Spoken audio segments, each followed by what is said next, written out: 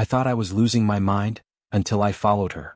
What I saw that day changed everything I believed about love, trust, and my own wife.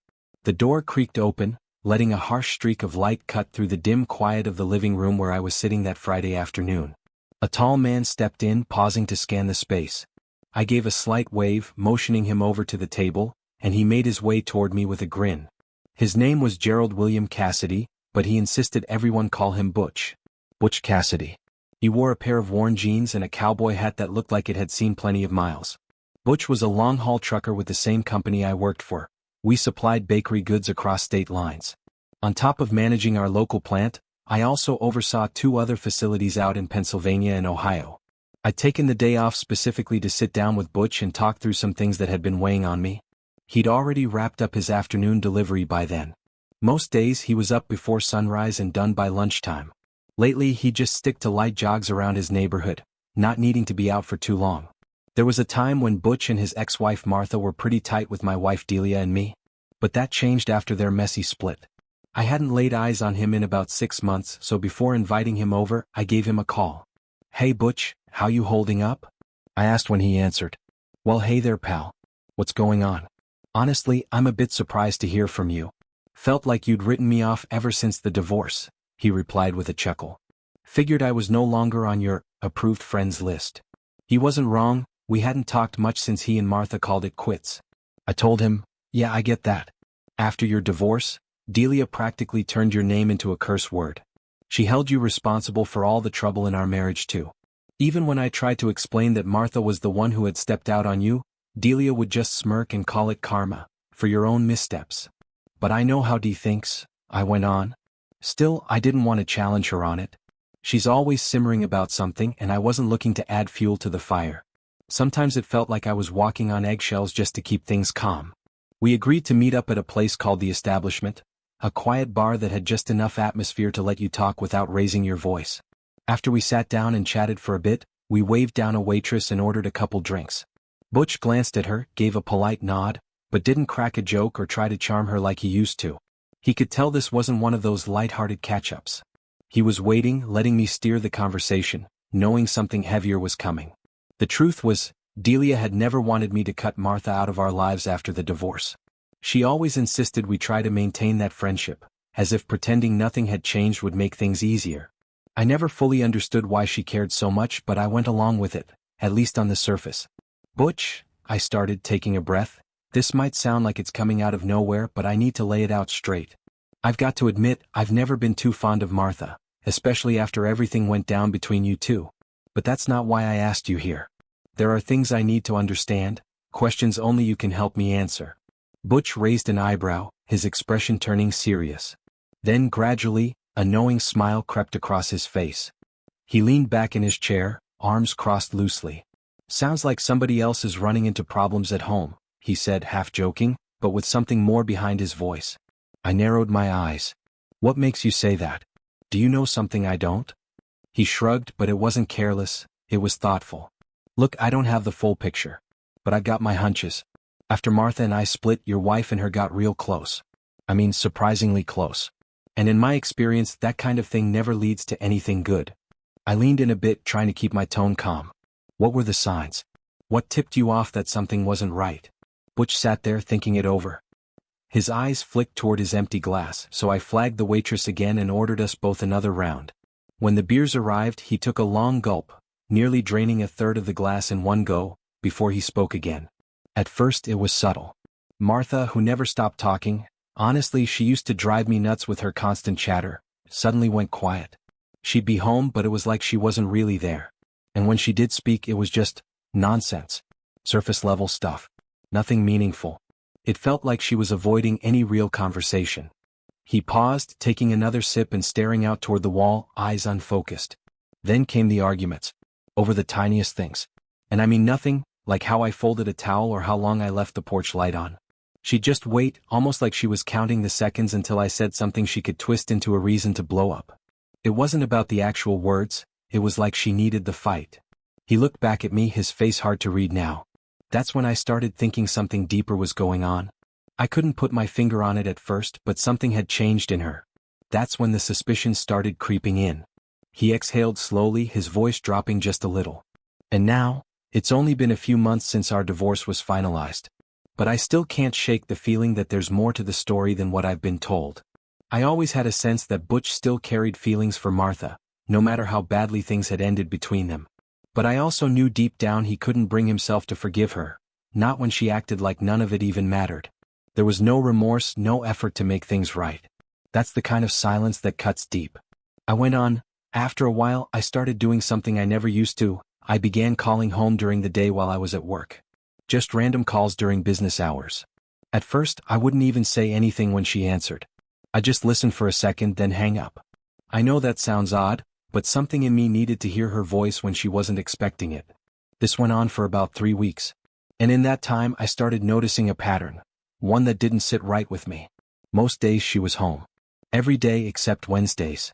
On Wednesdays, she'd be gone early in the morning and wouldn't return until sometime after 3 or 4 in the afternoon. I asked her about it once, casually, trying not to sound suspicious. She answered without hesitation. I just run errands. Do a little shopping. Pick up the dry cleaning. That kind of thing. I took another long pull from my beer and nodded to the waitress for another bottle. My throat was dry from all the things I hadn't said out loud in weeks. The next thing I shared with Butch was the part that really hit home for me. The last warning sign was the most painful one, I said quietly. We stopped being close. Physically. At first, I thought maybe it was just a phase, stress or fatigue or something. But it didn't get better. It faded out completely.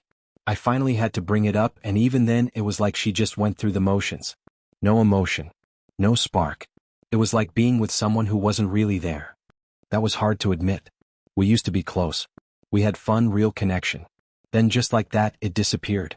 I remember the final days of Butch's marriage and how he looked back then, tired, confused, but trying to keep it together. I could see a similar look creeping across his face now, but I didn't press. I was wrapped up in my own mess, and while he was drowning, I had looked the other way. I should have been there for you, I finally said. Back when everything was falling apart with Martha. I should have checked in. I should have listened. I'm sorry, Butch. I really am. I know it's late, maybe too late, but I needed to say it. He gave a slow shrug like he'd already made peace with it. Don't worry about it, he muttered. What's done is done. Nothing to fix now.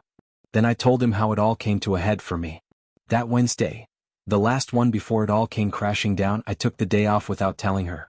Borrowed a buddy's car, parked near the house, and waited. Just sat there. When she finally left, I followed her. My heart was pounding the whole time. And then I watched her pull into a motel off Frederick Street. Even now, I'm not sure why I expected something else. Maybe I just hoped I was wrong. Maybe I needed to see it with my own eyes to stop making excuses. I still don't understand why she did it. I wanted to ask her, really ask her, but I never got the chance. She ended our marriage like someone closing a door that was already forgotten. No explanation, no closure. Just gone. I couldn't quite wrap my head around how Butch had managed to live with so many unanswered questions. Have you ever actually asked her? I said, leaning forward a little. Like really sat down and tried to get the truth? Why she hurt you like that? I think if you're ever gonna move forward, you've got to face that, man. But as for me, the moment I uncovered what had really been going on, forgiveness stopped being an option. The switch flipped. I couldn't see her the same anymore, not after that. No second chances for a liar. Not the kind that wears a mask every day and pretends everything's fine while stabbing you in the back. You came to the right person, Butch said, thumping his hand on the table with a smirk. Let old Butch help you out. We'll come up with a strategy. We're gonna catch her red-handed. We started talking like detectives in a cheap crime novel, drawing up this foolproof plan to catch my wife in the act. But honestly, all we did was drink ourselves into a stupor. A few more bottles later, and the fire in our plan was drowned in beer and laughter. Still, even though the plan didn't materialize, I felt something I hadn't felt in weeks. Relief. Just having someone to talk to, someone who didn't look at me like I was crazy, helped ease that heavy load on my chest. As I opened up, it was like I could finally breathe again. By the time I got home that night, it was well into the evening. I barely managed to get the garage door open, the weight of everything I had shared with Butch pressing down on me like bricks. I was beyond tipsy, completely drunk if I'm being honest. As I stumbled inside, Delia was waiting near the hallway. So, she said in that tone she used when she already knew the answer to her own question, are you sure you're okay talking to me in that condition? I didn't even bother responding.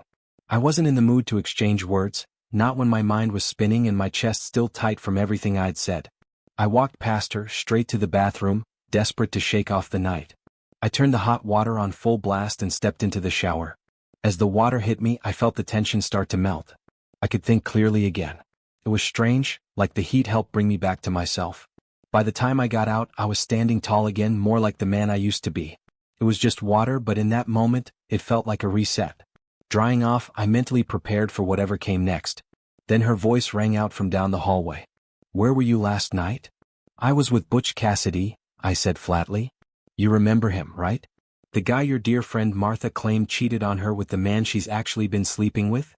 She looked offended, like I'd said something outrageous. "You've got it all wrong," she snapped. "Martha didn't cheat on him, he was the one who stepped out first.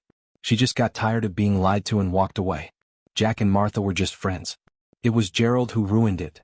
It was almost impressive, how confidently she said it, as if she believed it herself. That was the moment I realized it was time to finally tell her the truth. The truth she didn't want to hear, the one she'd been hiding from under all those layers of secondhand lies. I couldn't help but laugh, not out of joy, but because of how naive she sounded. All those stories Martha had planted in her head, twisting reality into something more palatable, feeding her narratives like candy. And she bought every word of it. If Martha had told her the sky was purple, Delia probably would have believed that too. She had already drained him dry, cleared out everything he had, down to the last cent. When there was nothing left except the house, Butch had reluctantly signed it over to her, mortgage and all. He just walked away from it. Gave her everything. Delia stared at me as I shared that part. Her expression was frozen, like I just told her we were about to be evicted and had nowhere to go. She looked truly stunned. I almost laughed, not because it was funny, but because the shock on her face was so disconnected from reality. But I held it in. This wasn't the time for mockery. This was the time to strike first. Her affair partner, whoever he was, hadn't left his own wife. He had no intention of doing so.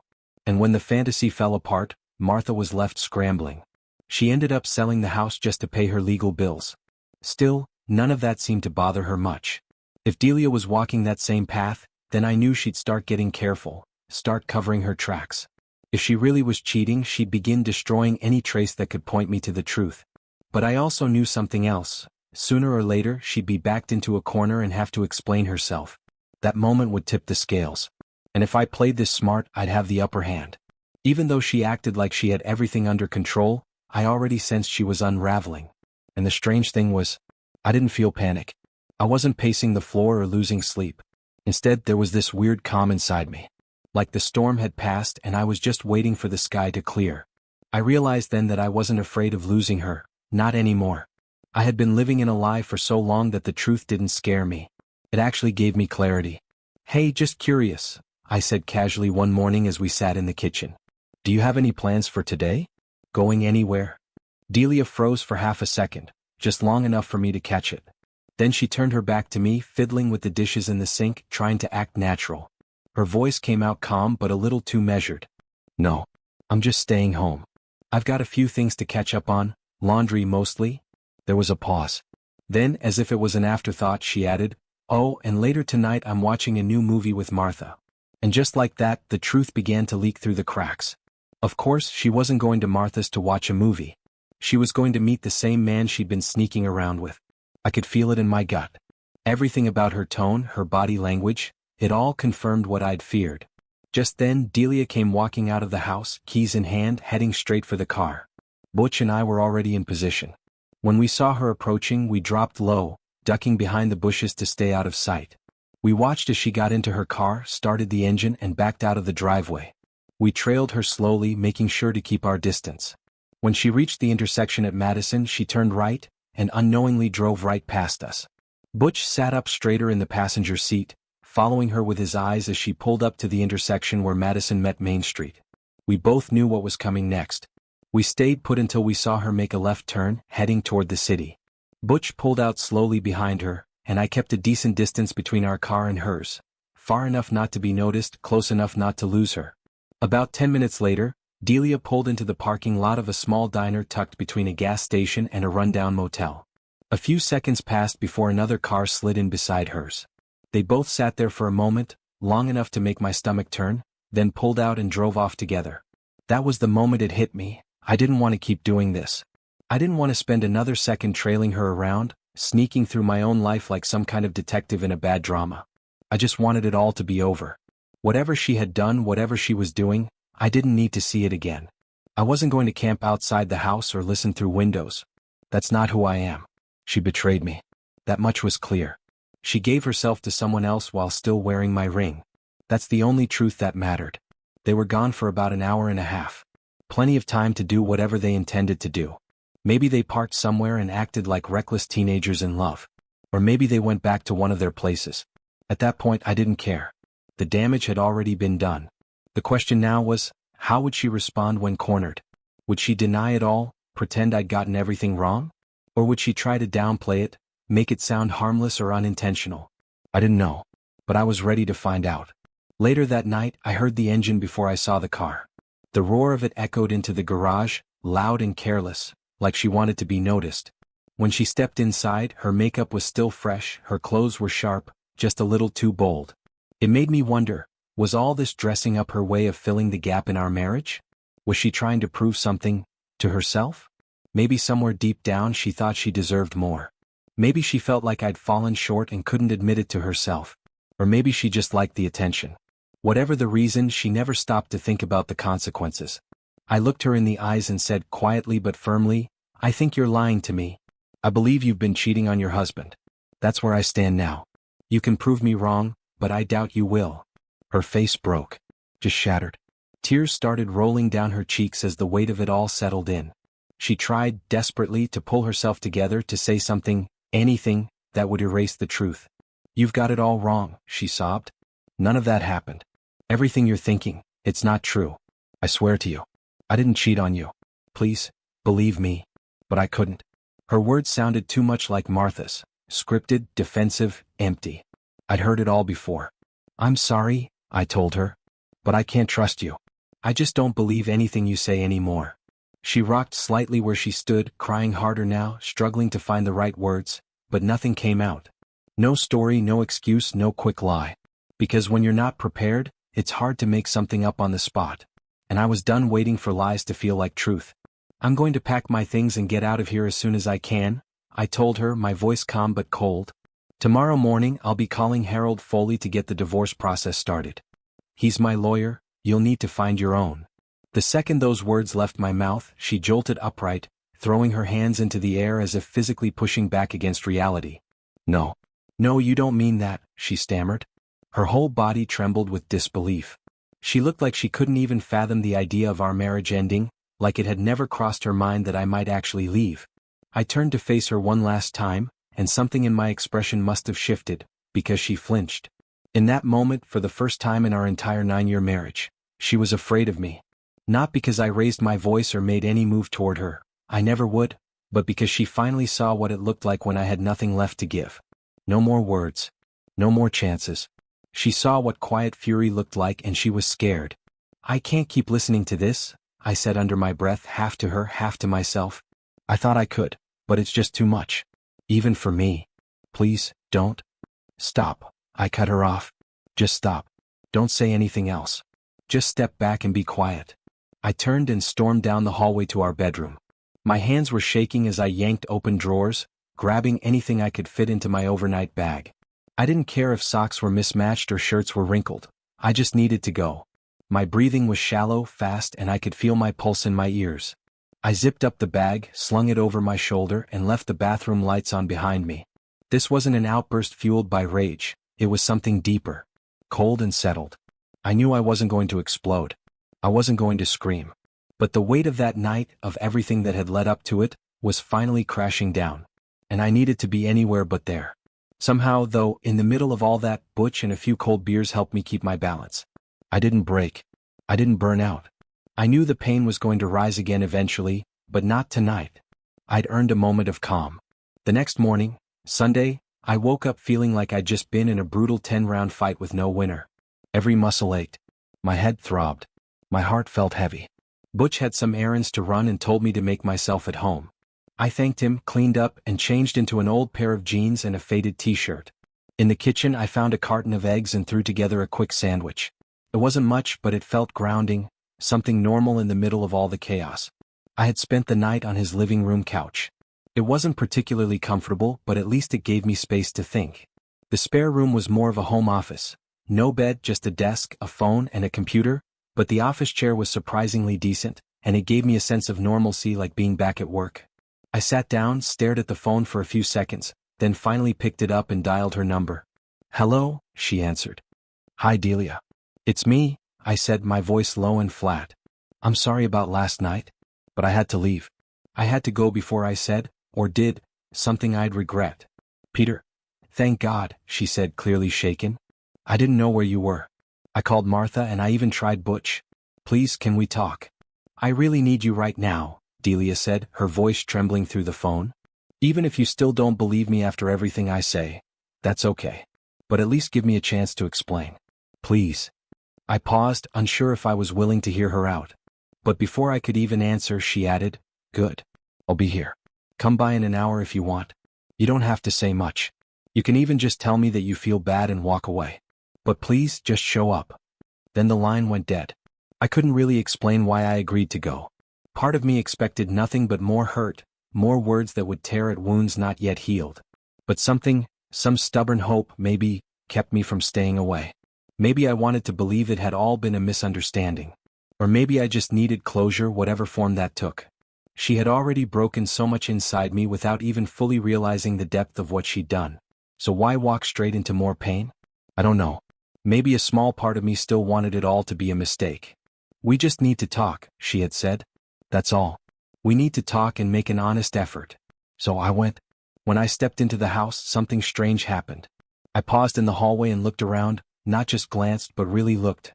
I saw things from a different perspective, like I was a visitor in someone else's life. There was the sleek hallway table she picked out, the polished silverware resting perfectly on fabric placemats, the large flower centerpiece that hadn't wilted even slightly.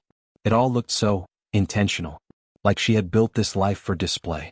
I wandered into the living room, where everything looked like it belonged in a catalog. The sectional sofa was spotless. The lamps, pillows, curtains, everything matched. It was the kind of home that should have felt warm, but it just felt curated. Delia stood there waiting for me, wearing a bright yellow sundress. She looked fragile in a way I hadn't noticed before. Maybe it was the guilt. Or maybe she was still hiding more than I could see. Either way, I couldn't let the conversation pass without addressing what needed to be said. "I met with Martha," I said quietly. "She told me it had been going on for 7 or 8 months. That long. She said you knew. That you were part of it." Delia's mouth opened slightly, but no words came. So I asked her, "Where's the proof? Has she ever shown me anything solid?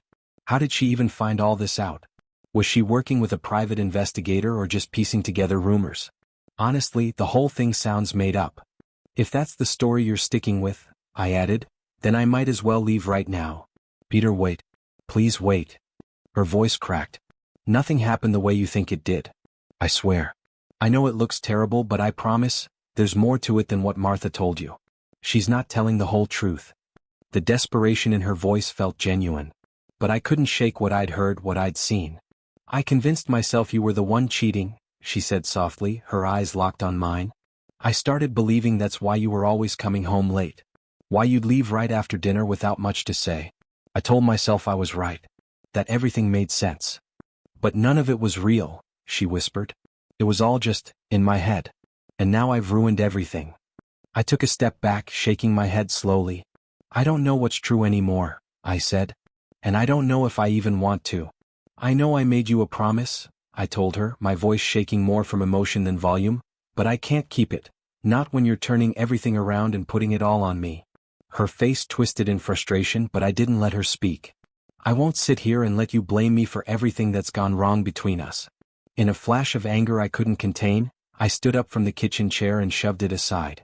It toppled to the floor with a loud thud, echoing through the house like a thunderclap. I didn't wait for her reaction. I just turned and walked out, leaving her in stunned silence. I sat alone for what felt like an eternity. The house was quiet except for the sound of my own breath, and even that felt loud. I couldn't listen to her anymore, not at that moment. My thoughts were too jumbled, my emotions too raw. "I'll call you later," I finally muttered before leaving. "When I've calmed down enough to talk." I didn't even hear her response. I just needed to get out. That was all I could remember before the haze of alcohol took over. Butch and I spent the rest of that day drinking, talking, going over what had happened and trying to piece together what came next. To my surprise, I didn't wake up with the usual hangover.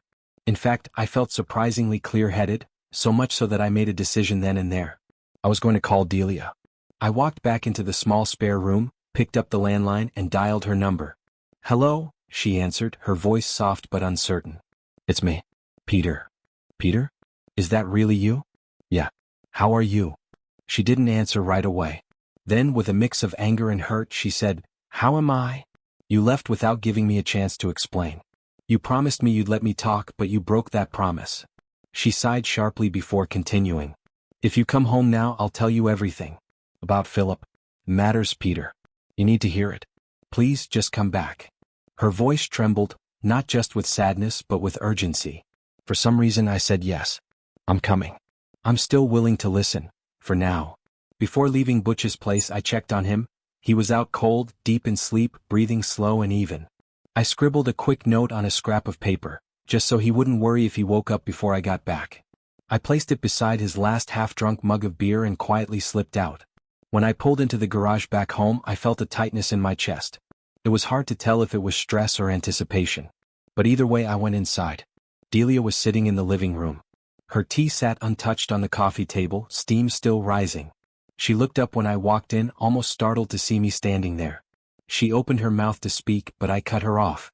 "Every time something felt off, you always had the same excuse. I was with Martha. Every time. Over and over." She paused, lifted her teacup and took a slow sip, buying time maybe or just bracing herself. I stood there trying to keep myself steady, taking deep breaths to slow the pounding in my chest. For a moment, I truly feared my heart wouldn't hold out. But I didn't leave. I stood there and waited. She must have seen something in my eyes, anger maybe, or just the exhaustion that comes from carrying too much for too long, because she suddenly rushed into her words, like she had to say everything before I walked away again. "I want to be absolutely clear," Delia began, her voice trembling just slightly. "Nothing inappropriate ever happened at those dinners. We were just two friends, talking, dancing a little. That's all. He was always respectful. Always a gentleman." She paused, eyes drifting off somewhere beyond the room, like she was watching her memory play out on a screen. "He went out of town for work for about a week. And when he came back, we met up again. That night, he pulled me aside at the restaurant, into a quiet corner. And he kissed me." Her eyes flicked toward me for a moment as if gauging my reaction, then quickly looked away. "It was the first time we kissed, on the lips," she whispered. "It wasn't forceful. It was soft. Nice even. I didn't pull away, but I didn't kiss him back either. I just stood there. I didn't say anything, and he took that to mean I didn't mind." She exhaled sharply, her voice beginning to break. "But afterward I felt wrong. Filthy. Like something inside me had been stained." She was breathing hard now, recounting the memory like she hadn't processed it until this very moment. It wasn't so much that she was speaking to me, it was as if she was speaking to herself, finally facing the pieces of her life she'd been avoiding. And I stood there, strangely detached, watching it unfold like a scene in a movie I'd already read the script for. That night, she unraveled in front of me. And for the life of me, I couldn't understand how the woman I married had changed so completely. Or maybe she hadn't changed at all. Maybe this was who she had always been. Someone just waiting for the right moment to break free, to shake off the chains of a life she never truly wanted. "I'm on the edge, Peter," she confessed, her voice ragged. "And I don't know what the point of all this is anymore. Maybe it's just a way for me to feel a little less guilty. Like a confession. But you're not a priest. You can't give me that kind of forgiveness." I looked at her, steady but worn out. "Then there's no reason for me to stay," I said. "If this is just about making you feel better, I can't be the one to carry that. I need to leave before I say something I'll regret, or worse, do something that hurts us both." She reached out suddenly, maybe out of desperation or instinct. But I stepped back. I turned and looked down at the coffee table. Her tea was cold now. The coffee beside it had gone bitter. But oddly, in that moment of quiet tension, a faint smile crossed my face, not from joy exactly but from a strange sense of peace. She noticed it and mistook it for doubt. I saw the way her body recoiled slightly, her shoulders pulling in. "I know it's hard to believe," she said.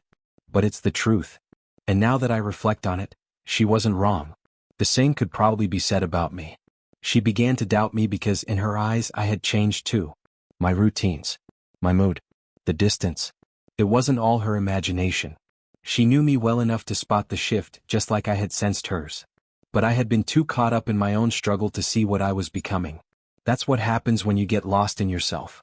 While she was searching for something outside our marriage, I had been drowning quietly, thinking my problems were mine alone, never realizing how much it all bled into us. And while I was knocking back beers with Butch trying to forget everything, the truth was unfolding right here at home, one crack at a time. I caught her cheating on him the day before and suddenly, everything clicked into place. That was the real reason she had agreed to meet him again, something I hadn't understood until that moment. She'd made it sound so innocent, but the truth was sitting right there, staring me in the face. Up until then, I had convinced myself everything was fine, that I was simply overthinking, that nothing serious had happened behind my back. But that lie crumbled the second we had our conversation that Saturday morning. That morning changed everything. It woke me up. Butch's honesty, the puzzle pieces falling together, it all hit me at once, like stepping out of a fog I didn't know I'd been walking through. I finally saw what I had been ignoring. I had been blindly following Martha's narrative, believing Delia's casual mentions of Philip and Jack as nothing more than friendly encounters. But now I could see they weren't just names, they were accomplices in deception. I looked Delia in the eyes and asked her plainly, "Why did you agree to see him again? Why did you let him book a motel room? Why did you lie to my face and say you were going to Martha's?" She opened her mouth to respond, but I didn't stop. "Until that morning you were all in. You were ready for whatever was going to happen. What changed? Why pull back now?" Her face twisted in guilt, but I could already see the answer before she spoke. "I didn't know what I was doing," she said, voice soft. "Martha. She convinced me that if you could hurt me, I had every right to do the same. She told me it would feel like taking back power, that I deserved to feel wanted again." I let myself believe her. That was the truth she'd been running from. She had rationalized her choices by framing them as revenge. But I wasn't the one who broke us first. I hadn't betrayed her. So if I hadn't confronted you, if I hadn't pushed back and forced you to see what was happening, would you have gone through with it? She didn't answer right away. That silence was all I needed. "You let him kiss you. You made plans. And the only reason you stopped was because I stepped in. Don't tell me you felt guilty. Tell me the truth." She shook her head slowly. "No. I didn't sleep with him. And I didn't even enjoy the kiss. I told myself I did, but I was lying.